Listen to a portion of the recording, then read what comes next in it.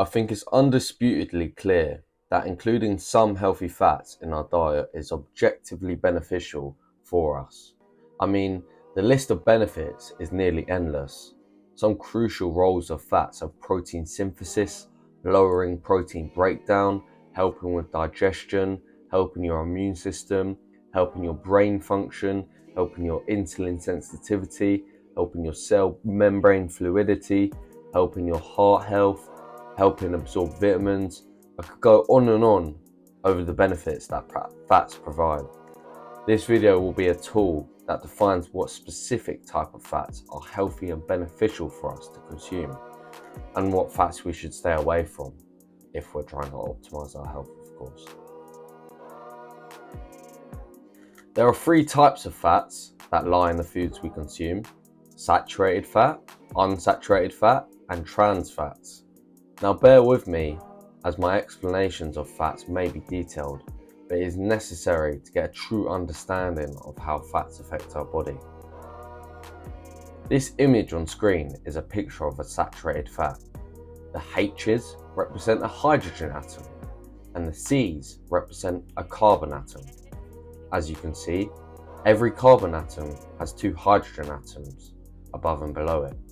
And there are also two additional hydrogen atoms at the end. Nice and simple, right? Now, this next image on screen is a picture of an unsaturated fat. Unlike the saturated fat, unsaturated fats aren't completely uniform and straight. They have what is known as a double bond, where some carbon atoms only have one hydrogen atom each instead of the regular two. Double bonds in unsaturated fats can either happen once, which would be classed as a monounsaturated fat, or have multiple double bonds, which would be classed as a polyunsaturated fat.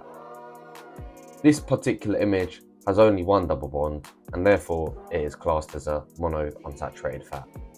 An example of where this could be found is an avocado, which predominantly is made up of only monounsaturated fats instead of other fats.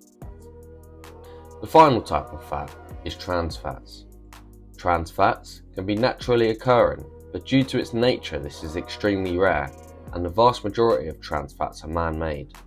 Trans fats are extremely processed, and so are largely found in processed foods like McDonald's and other junk foods. They are basically never found in whole foods. Trans fats go through a process of hydrogenation, where producers start with a processed oil in the liquid form, like soybeans, safflower, canola, which is already bad, and I'll talk more about this later. And then once they get this liquid oil, they will then add high pressure onto it, then heat it up to a very, very high temperature, then add hydrogen gas to it in the presence of a metal catalyst like nickel. Like trans fats have been linked to cardiovascular disease, diabetes, obesity, premature babies being born, cancer, and you name it, much more. Ideally, we should never be consuming trans fats, like ever. Trans fats are truly the devil. So these are the three types of fats, with trans fats being bad for you and saturated/unsaturated fat being good for you. Saturated fats are mainly found in animal foods like beef, lamb, pork, and chicken, but also some plant foods like coconut. Unsaturated fats are mainly found in plant foods, but also some animal foods like fish, which is a very important fact that I'll explain later in more detail. There is some worry about saturated fats because it raises both your LDL and HDL cholesterol instead of just your HDL cholesterol as seen in unsaturated fats. But I've made an entire video displaying the myth about cholesterol. I'll link it in the description. LDL cholesterol isn't as bad as it seems, which is the main summary of the video. While unsaturated fats make cell membranes more flexible and help with brain function, skin health, and so on, saturated fats help maintain cell membrane structure and prevent excessive fluidity while helping the immune system, energy, and so on. Both are needed in their unique ways, and neglecting one would be silly. While I'm talking about the 3 types of fats, I want to lastly discuss how companies in the UK are enforced to say not just how many grams of fats are in their food product, but also how many grams of that fat is saturated. This is useful as, say, a product has 10 grams of fat in it and only 1 gram of this is saturated. Logically, the remaining 9 grams will either be unsaturated fat or trans fat, or a mix of the two. I wish companies would also say how many grams of trans fat is in their product, as that will make it a lot easier to look out for your health, but alas, companies are not enforced by law to do so, and so you have to do your own research and food products you are consuming to determine whether it's a trans fat or not, instead of just reading the label. Although you will be able to make some obvious guesses. Like I said, McDonald's primarily are full of trans fats. Now I've discussed the 3 types of fats found in our diet, I'll now discuss omega fatty acids. Omega fatty acids are a group of polyunsaturated fats, which, remember, is the type of fat that has multiple double bonds. They are essential for the body's health in numerous ways. If you were wondering, the word omega meant last, and they are named based on the position of the first double bond in their molecular structure from the end of the chain of such molecular structure. For example, omega-5 fatty acids have the first double bond located at the 5th carbon from the end of the chain. All omega fatty acids can be produced in the body from carbohydrates and other fats except for 2 of these omega fatty acids. The 2 omega fatty acids that can't be synthesized in the body by itself are omega-3 fatty acids and omega-6 fatty acids. The body cannot produce omega-3 and omega-6 fatty acids because it lacks specific enzymes needed to introduce double bonds at omega-3 and omega-6 positions in the fatty acid chains. And this therefore makes it an essential fatty acids to consume in our diet. As stated previously, all omega fatty acids are polyunsaturated fats and vice versa. Therefore, foods high in omega-3s include salmon, mackerel and sardines, for example. Omega-3s, due to it being an essential fatty acid, has insane health boosting properties. Just watch this video from YouTuber Team 3D Alpha if you don't believe me, which discusses how fish oil doubled muscle gains in a study. I will of course link this video in the description. I'm not just going to play the entire video mid-video. Just don't watch it until you finish this video, of course.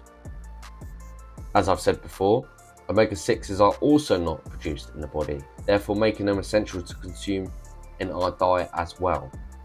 But omega-6 fatty acids are actually often consumed too much in modern diets, leading to an imbalance of omega-6 and omega-3 fatty acids between the two. This imbalance is believed to contribute to inflammation, which is linked to various chronic diseases, including heart disease and arthritis. Here's a photo of how the diet from our ancestors used to be. They used to have a 1-to-1 omega-6 to 3 ratio, but now in modern times it's approximately a 20-to-1 omega-6 to 3 ratio. We should aim for a ratio closer to our ancestors, as omega-6 are consumed far too much today, and one of the main reasons for this is seed oils, which I will now talk about. Seed oils such as sunflower oil, canola oil, safflower oil are commonly used as cooking oils, although they can be used for machinery as well. Seed oils are ridiculously processed. I actually encourage you to watch a video in your own time on how they are made, as just one video will highlight this fact. These ultra-processed seed oils, often stored in plastic containers, are terrible for your health. On top of this, they are high in omega-6 polyunsaturated fatty acids, which in large amounts could promote inflammation when not balanced with omega-3s. Many people cook with seed oils daily, and so this is one of the main reasons why modern human diets have such poor omega-3 to 6 ratios in their body. As well as this, when polyunsaturated fats are heated up, they can become degraded and turn into toxic compounds. This generally occurs at smoke point, and so if you have ever seen your seed oils smoking, they are degrading into toxic compounds at that very moment. Wait a minute, when polyunsaturated fats are heated up, they can turn into toxic compounds. What about other cooking oils? Are they also at risk of this? Well, avocado oils are predominantly monounsaturated fat. They do contain quite a bit of polyunsaturated fat too. So if you heat up a pan with high heat cooking methods like frying, these polyunsaturated fats may oxidize and form harmful byproducts, even creating trans fats in some cases. I want to quickly note that extra virgin olive oil is healthier than regular, so refined olive oil, because it is less processed and retains more beneficial compounds, including antioxidants and healthy fats. So if you are cooking at a lower temperature using extra virgin olive oil, it's fine. With that said though, saturated fats are more resistant to oxidation and turning into toxic compounds under high temperatures than unsaturated fats. That's why using stuff like coconut oil, butter and tallow, which are very much predominantly made of saturated fat, are great for cooking as they don't degrade under heat. So to conclude what I've said so far, you should avoid trans fats at all costs, but saturated fats and unsaturated fats are fine to consume as long as you avoid cooking with polyunsaturated fats like seed oils, as well as heating avocado oils and olive oils to smoking point. Let's move on and now discuss how fats are actually stored in the body and how much we should consume. Triglycerides are a type of fat carried in the blood. When you eat more calories than your body needs, excessive calories are converted into triglycerides and stored in fat cells. During fasting or energy demanding situations, these stored triglycerides are broken down and released as fatty acids for energy. After a meal, triglycerides are transported through the bloodstream to be used as immediate energy or stored for later. If not in the bloodstream, triglycerides are primarily stored in the adipose tissue, which is another word for body fat. As you can tell, triglycerides are extremely important for your health.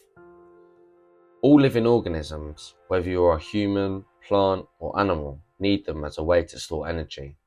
However, high levels of triglycerides in the blood, known as hypertriglyceridemia, hopefully I said that right, can increase the risk of heart disease and other metabolic disorders. Now, I want to point out how excess calories create these triglycerides, not necessarily fat itself.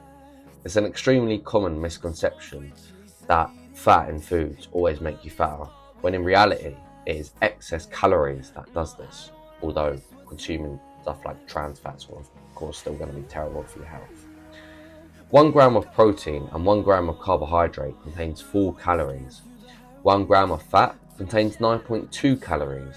Therefore, you have to consume less grams of fat to have an excess amount of calories in your body in comparison to protein or carbohydrates. But if you don't eat too much and get an excess amount of calories into your body, then you won't put on body fat. Simple as that.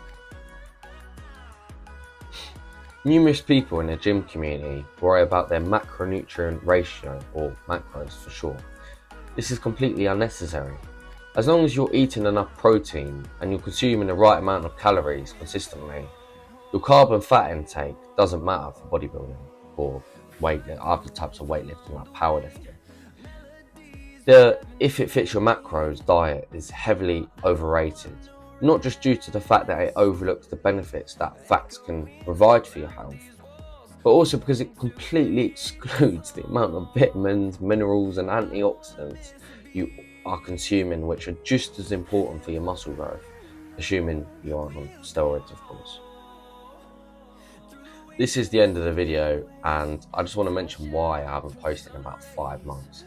I had a lot going on in my life, like there's been a lot of building works in my house, mainly ended now, so I've been able to actually record videos instead of it just being extremely loud. Like there was about a month where I was just in a hotel to study because I couldn't study because of the noise.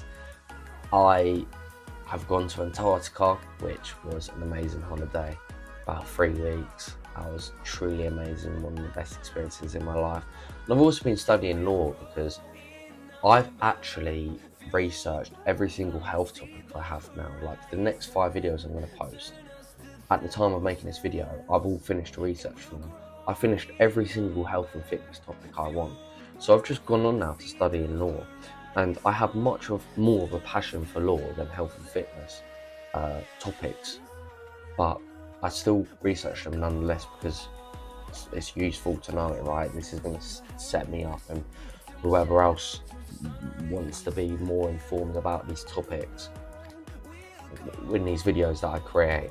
So yeah, those are the 3 things I've been doing, and now I'm just going to create about, I think, 7 videos, something like that I haven't posted yet, but I've created full scripts for. And yeah, so expect a bunch of videos to be posted in the upcoming days. Last video that I'm going to post is going to be about sleep. It's going to be my biggest video yet. It was very, very long to create. It's like 5,000 words script, which was going to be fun to create. But yeah, that's where I've been. It's been fun doing this again. I was quite rusty. I had to figure out how to record on my microphone since it's been about 5 months since my last video. But yeah, thank you for watching. Yeah, see you later.